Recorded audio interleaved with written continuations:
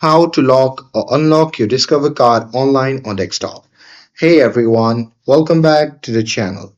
So if you need to freeze your card fast, well here is how to lock or unlock your Discover card on desktop. So now without further ado, let's get started. So first thing first, open any web browser and now here once inside, you can just click on the search bar and simply search for Discover Bank. And now here from the search result, just click on the first link and after that you'll be prompted to the official website of the Discover Bank. Now here you simply have to log in using your credentials and once logged in from your account dashboard, you simply have to select the credit card or the checking account tied to the card.